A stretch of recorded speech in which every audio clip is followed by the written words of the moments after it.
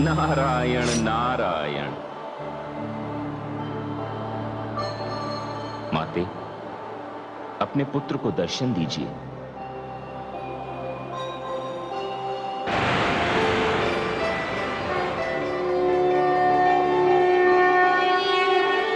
प्रणाम माते। आपने सत्य कहा माते। माते, मैं आपको एक शुभ समाचार दे दूं। माता लक्ष्मी इस शाप से मुक्त होकर विष्णुलोक लौट गई हैं, किंतु वे आपके लिए चिंतित हैं कि आपकी इस शाप से मुक्ति कब होगी। पुत्र, मैं तो इस शाप से तभी मुक्त हो सकती हूँ जब देवी गंगा धरती पर आएंगी। किंतु माते, वे तो आपके शाप के भय से पिताश्री के कमंडल में जाकर छिप गई हैं। हाँ, मैं जानती हूँ। फिर तो माते, कोई ऐसा उपाय करना पड़ेगा जिससे कि देवी गंगा को पिताश्री के कमंडल से निकालकर धरती पर लाया जा सके। किंतु पुत्र, यह इतना सरल नहीं है। इस मार्ग में बहुत सारी बाधाएं और कठिनाइयां हैं। माते, आप चिंता ना कीजिए। मैं ऐसी परिस्थितियां उत्पन्न कर दूंगा जिससे कि देवी गंगा धरती पर और आप बाघ देवी के रूप में ब्रह्मलोक जाएंगी। किंतु ये कैसे संभव होगा पुत्र? माते, यदि ये असंभव भी है तो मैं इसे संभव बना दूंगा। मैं आपको आश्वासन दे रहा हूं माते, आप निश्चिंत होकर यह कार्य मुझ पर छोड़ दीजिए। प्रणाम माते। नारायण नारायण।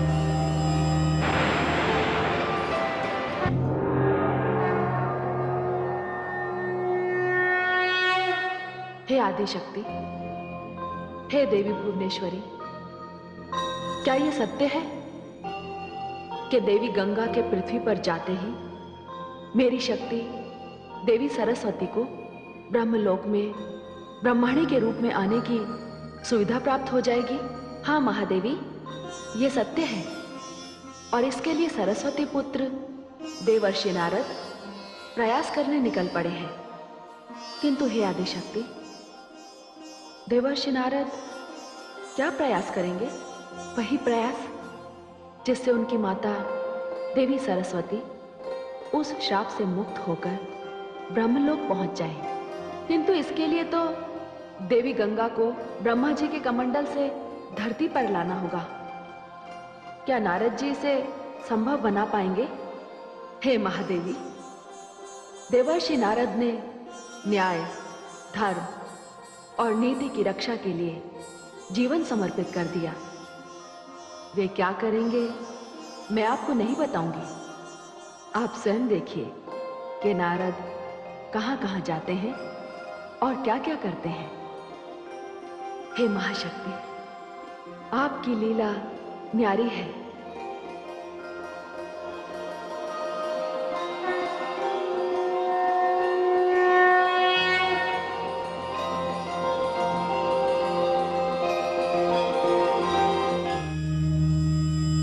नारायण नारायण।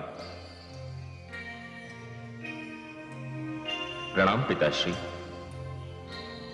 आयुष्मान भव, कीर्तिवान भव। आओ पुत्र। पिताश्री, मैं अभी अभी माताश्री से मिलकर आ रहा हूं और उन्हें उनके ब्रह्मलोक लौटने का आश्वासन भी देकर आ रहा हूं। अर्थात पिताश्री, माताश्री ने मुझे बताया कि उन्हें उनके शाप से मुक्त होने और ब्रह्मलोक में आगमन के लिए देवी गंगा को धरती पर जाना होगा। पिताश्री, आप देवी गंगा को अपने कमंडल से मुक्त कर दीजिए। ये तुम क्या कह रहे हो पुत्र? मैं सत्य कह रहा हूं पिताश्री। माताश्री की मुक्ति के लिए बस एक ही उपाय है कि देवी गंगा को धरती पर जाना पड़ेगा। नहीं पुत्र, देवी गंगा धरती पर नहीं जाएंगी। वे मेरे कमंडल में ही रहेंगी। क्यों? क्यों पिताश्री? क्योंकि वो मेरे आश्रम में हैं। मैंने उन्हें स्वयं आश्रय जो दिया है। और पिताश्री, मैंने भी अपनी माताश्री को ब्रह्मलोक वापस लाने का आश्वासन दिया है। किस अधिकार से आश्वासन दिया तुमने? एक पुत्र होने के नाते और आपको भी एक पिता होने के नाते मेरे आश्वासन की लाज रखनी होगी। और देवी गंगा को दिया हुआ मेरा वचन नहीं पुत्र, यह संभव है। मैं अपने वचन को नहीं तोड़ सकता। मैं विवश हूं। पिताश्री, आपको माताश्री की मुक्ति के लिए इस वचन को तोड़ना ही पड़ेगा। पुत्र नारद, तुम अपनी मर्यादा को भूल रहे हो। मैंने अपने कार्यक्षेत्र में हस्तक्षेप करने का अधिकार किसी को भी नहीं दिया, अपने पुत्र को भी नहीं। इससे पहले कि मेरा क्रोध शाप में बदल जाए, चले जाओ यहां से।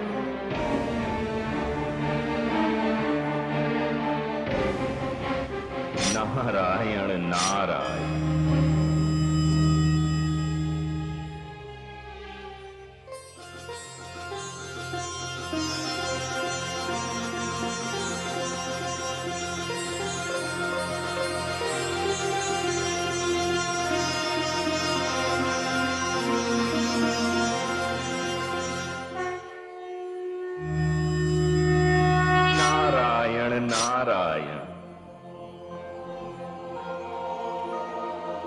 प्रणाम प्रभु।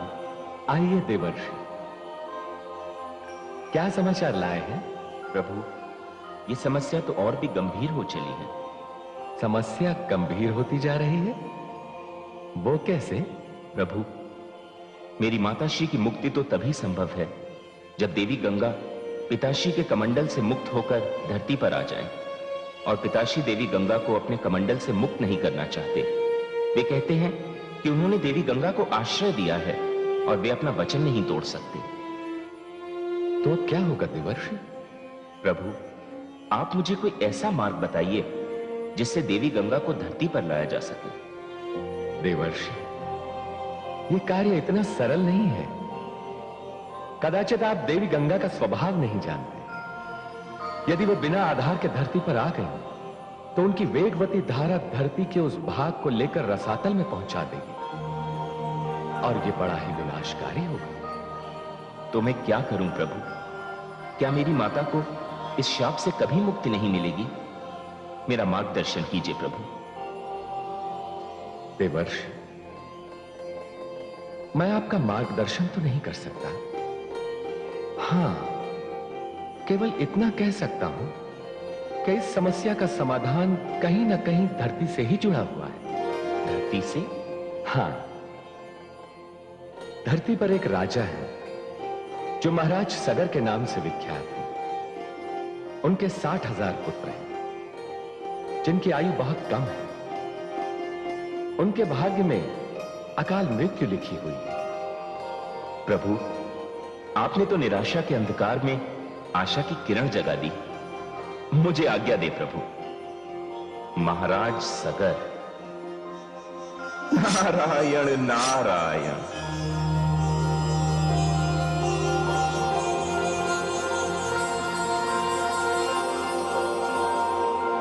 इक्ष्वाकु वंश के गौरव, धीर, वीर, गंभीर प्रजावत्सल महाराज सगर पधार रहे हैं।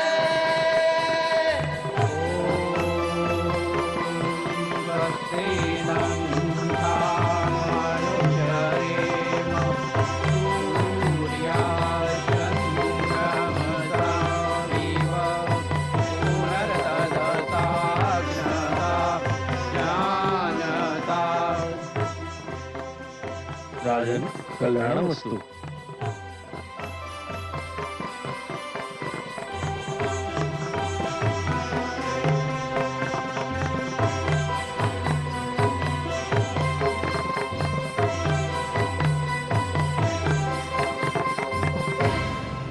महामंत्री जी। जी महाराज। ये मां भगवती की कृपा है मुझ पर कि उसने मुझे 60,000 पुत्र प्रदान किए। किंतु खेद इस बात का है कि उनमें से एक भी इस योग्य नहीं कि मेरा उत्तराधिकारी बन सके, जो मेरे पश्चात मेरी प्रजा को उत्तम शासन दे सके। नारायण नारायण।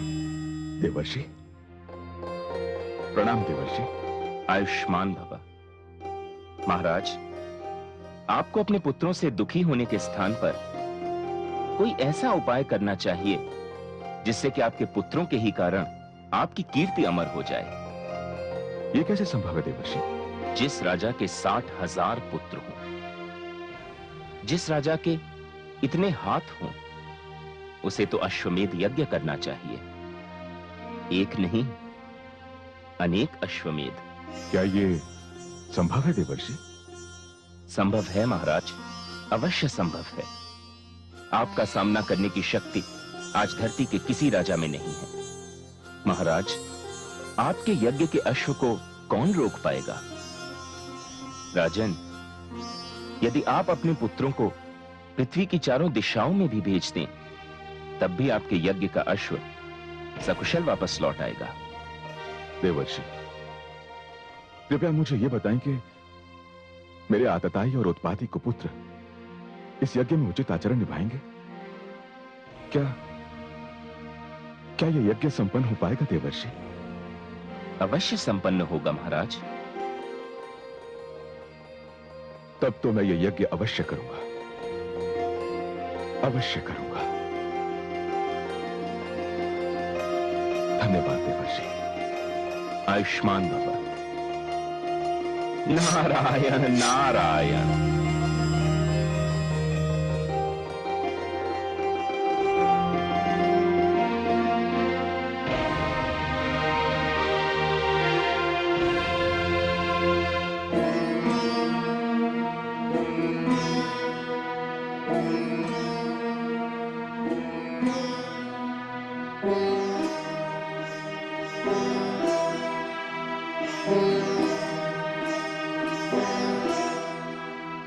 महाराज, हम उपस्थित हैं। महामंत्री जी, हम अपने गौरवशाली कुल के गौरव के विस्तार तथा कल्याण के लिए अश्वमेध यज्ञ का आयोजन करेंगे, और हम इस यज्ञ में सहयोग देने के लिए अपनी प्रजा का आह्वान करते हैं। हम सेवा और सहयोग के लिए प्रस्तुत हैं महाराज। पुत्र कर्मवीर। जी पिताश्री। अश्वमेध के लिए शुभ लक्षणों से युक्त अश्व को चुनकर शास्त्रीय विधि से उसे दिग्विजय के लिए छोड़ दिया जाए, और यह सारा अभियान तुम्हारी देखरेख में होगा पुत्र। जी। ठहरिए पिताश्री। प्रणाम पिताश्री। पुत्र असमंजस तुम? हाँ पिताश्री, आप ये यज्ञ नहीं करेंगे। ये तुम क्या कह रहे हो पुत्र? मैं सत्य कह रहा हूं पिताश्री। क्या आप अपने पुत्रों और मेरे भाइयों को नहीं जानते कि वो कितने उत्पाती और उद्दंड हैं? पिताश्री, आप ये यज्ञ मत कीजिए। इस अश्वमेध यज्ञ के परिणाम सुखद नहीं, अत्यंत दुखद होंगे। तुम जानते हो इस यज्ञ का परामर्श मुझे किसने दिया है पुत्र? देवर्षि नारद ने। चाहे जिसने भी आपको इस यज्ञ का परामर्श दिया हो पिताश्री, किंतु यह यज्ञ आपके लिए लाभकारी नहीं, विनाशकारी सिद्ध होगा। लगता है तुम्हारी बुद्धि भ्रष्ट हो गई है असमंजस, जो उस महान आत्मा के परामर्श पर आपत्ति उठा रहे हो।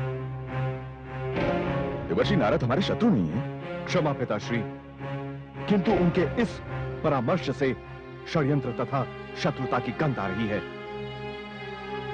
पिताश्री, आप इस यज्ञ का विचार अपने मन से निकाल दीजिए। इसी में हम सबका हित है। शत्रु देवर्षि नारद नहीं, शत्रु तुम हो। तुम जो इस आयु में मेरा साथ छोड़कर चले गए, अपने भाइयों को त्याग कर चले गए, क्योंकि वो तुम्हारे सौतेले भाई हैं। तुमने अपने कर्तव्य से मुंह मोड़कर संन्यास धारण कर लिया, तपोवन में जा बैठे, और अब उस यज्ञ को विनाशकारी कह रहे हो जिससे मेरे 60,000 पुत्रों का और मेरा कल्याण होगा। पुत्र असमंजस, कितना विष भरा है तुम्हारे मन के अंदर अपने सौतेले भाइयों के लिए और अपने पिता के लिए। पिताश्री, आप चाहे जो समझ ले मुझे, किंतु मैं हाथ जोड़कर आपसे विनती करता हूं कि यह यज्ञ रोक दीजिए, नहीं तो अनर्थ हो जाएगा। नहीं पुत्र, यह यज्ञ तो नहीं रुकेगा। यह यज्ञ अवश्य होगा, किंतु तुम इसके पश्चात यहां नहीं आओगे। आज से तुम्हारा और हमारा संबंध समाप्त। समझ लो, हम तुम्हारे लिए और तुम हमारे लिए मर गए। अब कुछ कहने सुनने को शेष नहीं रहा है पुत्र।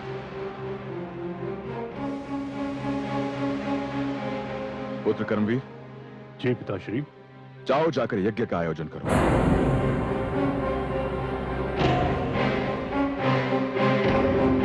जो आज्ञा पिताश्री।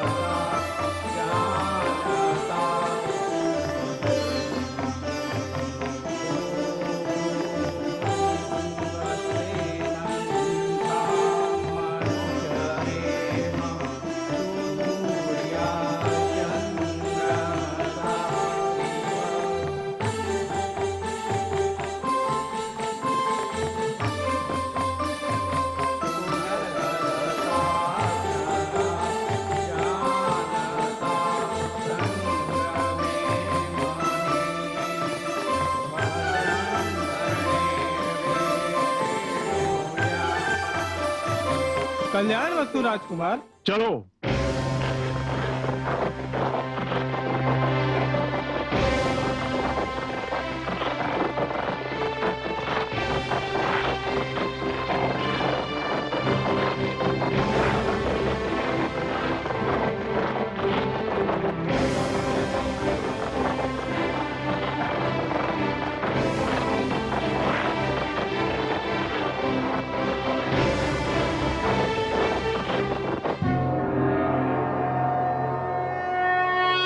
हे देवी भुवनेश्वरी, देवर्षि नारद ये कौन सा खेल खेल रहे हैं? राजा सगर से अश्वमेध करवाने के पीछे उनका क्या उद्देश्य है? वे ऐसे तो नहीं है कि व्यर्थ में किसी को कष्ट दें? आप क्या सोचती हैं? ये यज्ञ पूर्ण होगा? हाँ महादेवी, ये यज्ञ अवश्य पूर्ण होगा और महाराज सगर को अश्वमेध यज्ञ का फल भी मिलेगा। शेष तो आप देखती जाइए।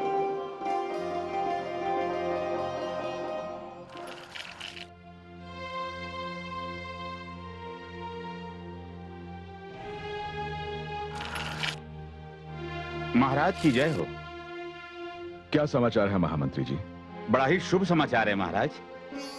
युवराज कर्मवीर का संदेश आया है कि अश्वमेध का अश्व यात्रा पूरी करके लौट रहा है। क्या? हाँ महाराज, युवराज कर्मवीर अपने अंतिम पड़ाव पर हैं। उनके स्वागत की तैयारियां हो महाराज। महामंत्री जी, ये तो बहुत ही शुभ समाचार है। अश्व के समुचित स्वागत का पूरे नगर में प्रबंध किया जाए।